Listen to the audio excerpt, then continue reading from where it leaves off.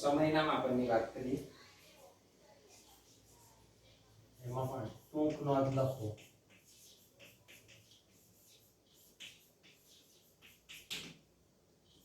સમયનું માપ.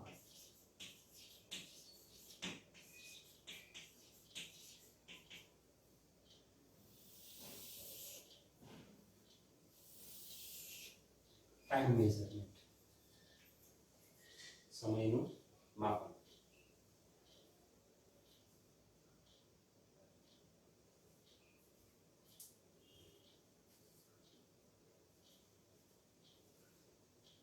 આપણે જાણીએ છીએ તેમ મુજબ કોઈ પણ સમયગાળાના માપન માટે શાની જરૂર પડે? તો કે ઘડિયાળની. પણ જ્યારે સૂક્ષ્મ કણો એની આપણે સૂક્ષ્મની વાત કરીએ ત્યારે ઘડિયાળ, આપણું સાદું કાંડા ઘડિયાળ ચાલી શકે નહીં. તો એમાં સીઝિયમ ઘડિયાળનો ઉપયોગ થાય, જે એટોમિક ક્લોક તરીકે ઓળખાય. તો આપણે એની વાત વધારે કરીશું કારણ કે આપણે કણોને એની સાથે સંલગ્ન છીએ. તો કોઈ પણ સમયગાળાના માપન માટે જરૂરી ઉપકરણ ઘડિયાળ છે.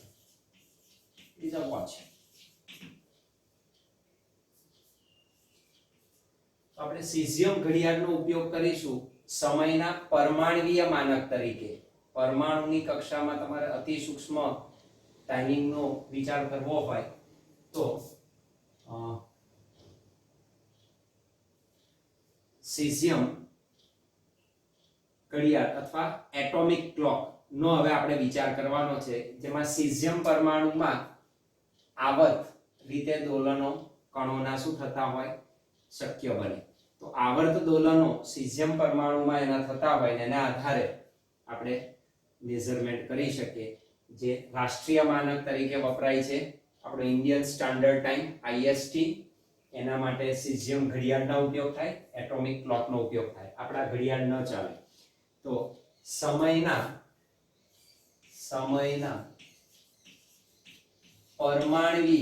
પરમાણુ કક્ષાના પરમાણ્વીય માનક એટલે સ્ટાન્ડર્ડ,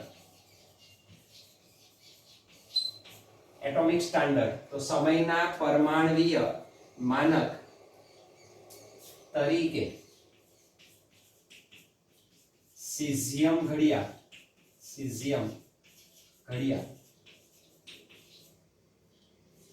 એટલે કે એટોમિક ક્લોક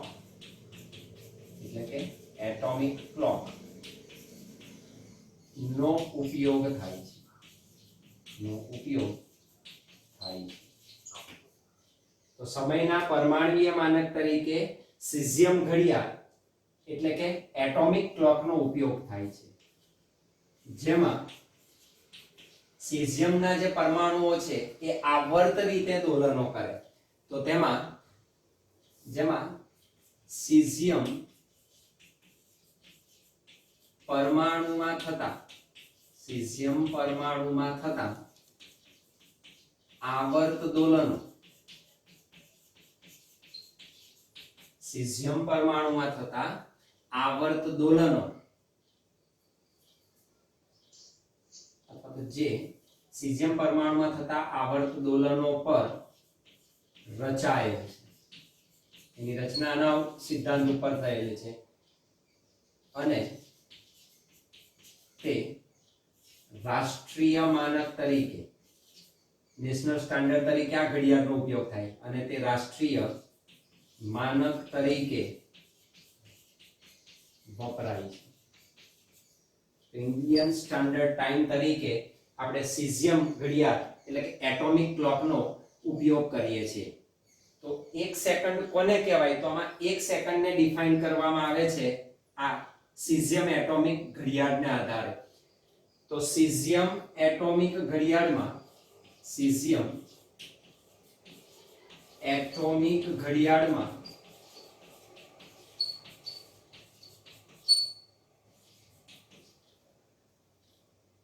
જે સીઝિયમ પરમાણુ છે, સીઝિયમ 133 પરમાણુ, સીઝિયમ 133 પરમાણુ ની સંક્રાંતિને અનુલક્ષીને, ની સંક્રાંતિને અનુલક્ષીને સીઝિયમ 133 પરમાણુની સંક્રાંતિને અનુલક્ષીને ઉત્સર્જિત વિકિરણના, એમાંથી જે વિકિરણ ઉત્સર્જિત થાય, ઉત્સર્જિત વિકિરણના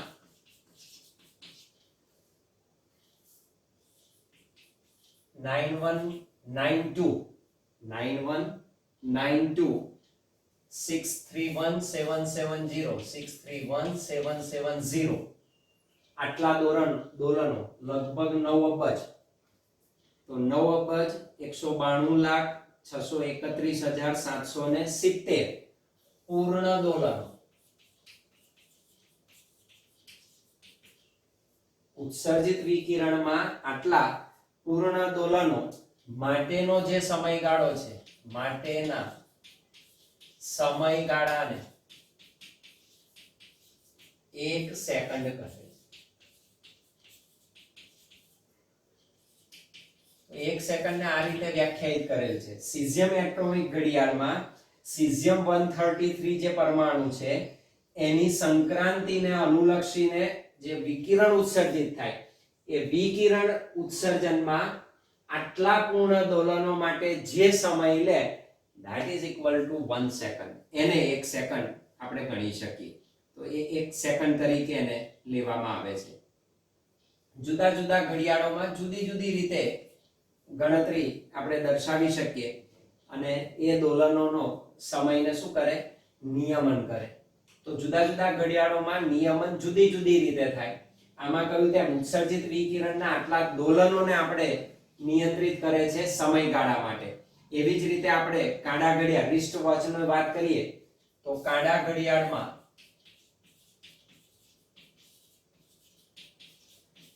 આપણે જે રિસ્ટ વોચ પહેરીએ છીએ એમાં શું હોય, ક્વાર્ટઝ ક્રિસ્ટલ આવેલો હોય અથવા તો ચક્રો આવેલા હોય.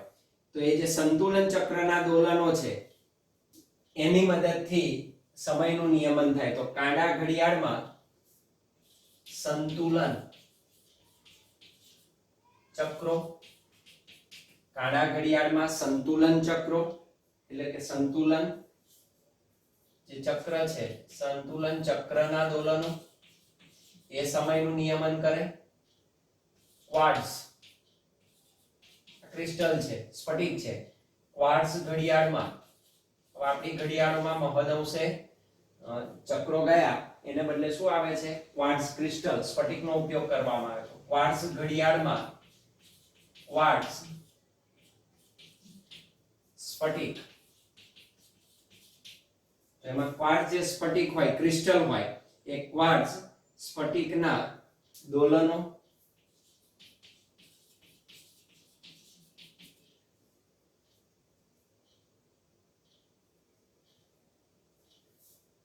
તથા સીઝિયમ ઘડિયાળમાં આપણે કહ્યું તેમ સીઝિયમ ઘડિયાળમાં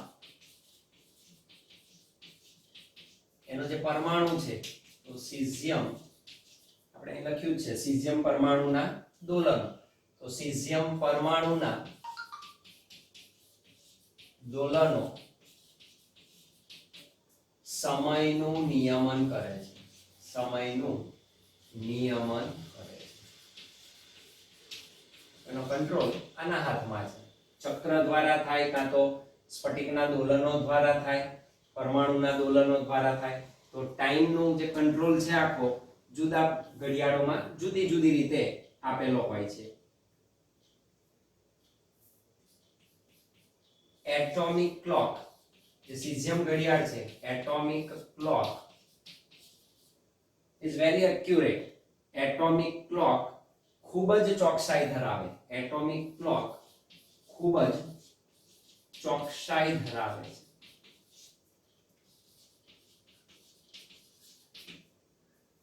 ઇઝ વેરી મચ એક્યુરેટ. અને આવી ઘડિયાળો પોર્ટેબલ માનક ઉપલબ્ધ કરાવે, એટલે કે તમે એક જગ્યાએથી બીજી જગ્યાએ એને સરળતાથી શું કરી શકો, લઈ જઈ શકો. તો સૈદ્ધાંતિક રીતે આ ઘડિયાળો જે છે હેરફેર કરી શકાય તેવી હોય છે, તો ધરાવે છે આવી ઘડિયાળો પોર્ટેબલ માનક, એટલે જેને હેરફેર કરી શકાય, એક જગ્યાએથી તમે બીજી જગ્યાએ લઈ શકો, તો આવી ઘડિયાળો પોર્ટેબલ માનક ઉપલબ્ધ કરાવે.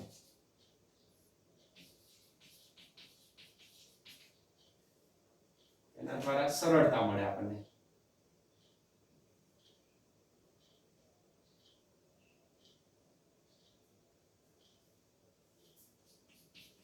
ભારતીય પ્રમાણભૂત સમય એટલે આપણે કહ્યું તેમ ઇન્ડિયન સ્ટાન્ડર્ડ ટાઈમ, જેને આપણે કહીએ છીએ IST, ભારતીય પ્રમાણભૂત સમય ને જાળવી રાખવા 4 સીઝિયમ ઘડિયાળોનો ઉપયોગ થાય, અને આ 4 સીઝિયમ ઘડિયાળો સમય અને આવૃત્તિ ને શું કરે છે? મેન્ટેન કરે છે. તો ભારતીય પ્રમાણભૂત સમયને જાળવી રાખવા માટે NPL માં આપણે હમણાં કહ્યું તેમ રાષ્ટ્રીય ભૌતિક વિજ્ઞાન પ્રયોગશાળા, નેશનલ ફિઝિકલ લેબોરેટરી જાળવી રાખવા NPL નવી દિલ્હી ખાતે સીઝિયમ ઘડિયાળ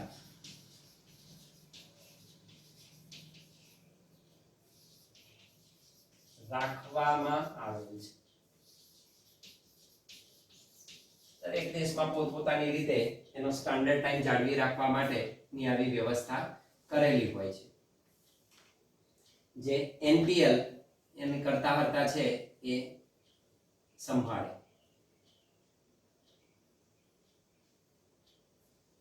જેમાં સમય માપનની અનિશ્ચિતતા,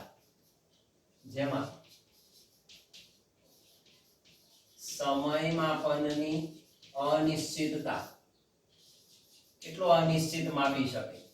અનિશ્ચિતતા ઘણી જ ઓછી છે, 10 ની ઘાત 13 માં 1 ભાગ જેટલી છે. એટલે જેમાં સમય માપનની અનિશ્ચિતતા plus or minus 1 into 10 raised to minus 13, that is 10 ની 13 માં 1 ભાગ. આટલું થાય ત્યારે 1 માં ભાગની એક સિમ્પલ ત્રુટી આવે, 10 ની ઘાત 13. તો 10 ની ઘાત 13 માં 1 ભાગ સુધીની અનિશ્ચિતતા છે.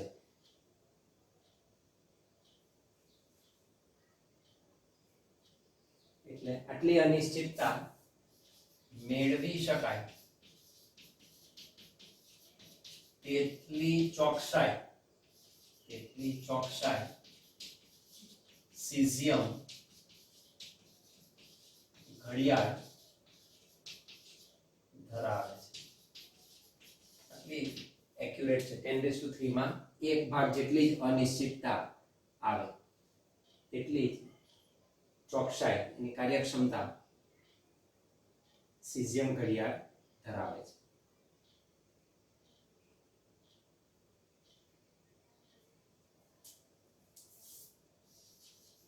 આવી ઘડિયાળો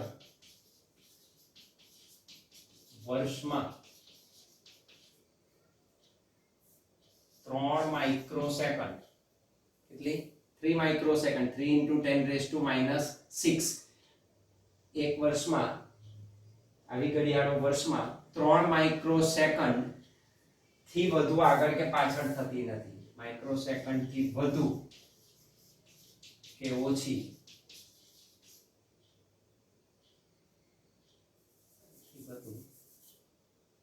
આગળ કે પાછળ થતી નથી.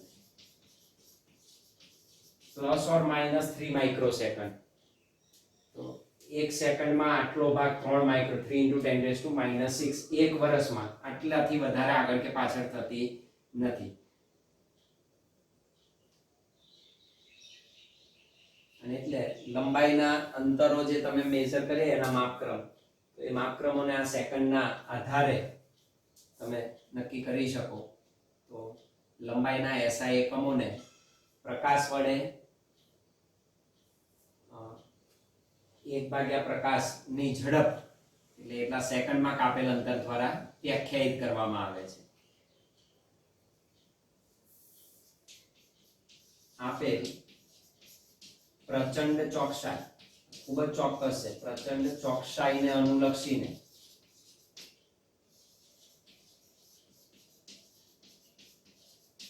લંબાઈના એસઆઈ એકમો, જેમ કે મીટર, લંબાઈના એસઆઈ એકમોને કેટલા પ્રકાશની જે ઝડપ છે એ 1 પ્રકાશની ઝડપ જેટલી સેકન્ડમાં કાપેલ અંતર દ્વારા વ્યાખ્યાયિત કરેલ છે. એકમોને પ્રકાશ વડે કેટલું 1/299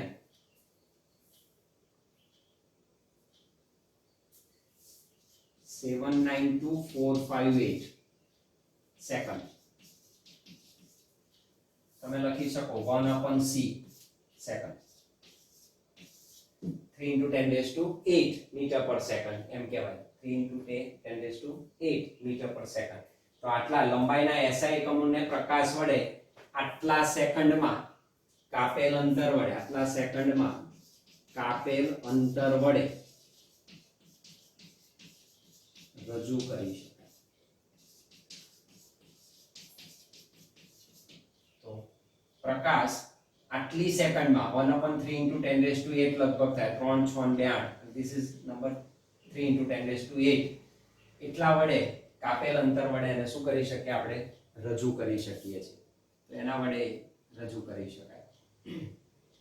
અને આ જે અંતરાલોનો સમય છે એ અંતરાલોનો સમય પણ ઘણા સૂક્ષ્મથી લઈને ઘણા મોટા સમયગાળા સુધીનો મળી શકે છે. તો એ પણ સમયગાળો લગભગ -24 થી +17 લગીનો છે.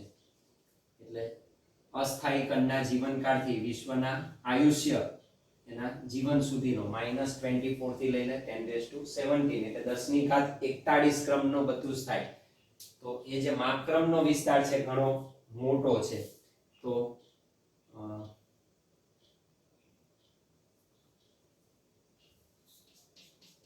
સૌથી મોટા અને સૌથી નાના સમયગાળાના ગુણોત્તર, સૌથી મોટા અને સૌથી નાના સમયગાળા ના અંતરાલનો ગુણોત્તર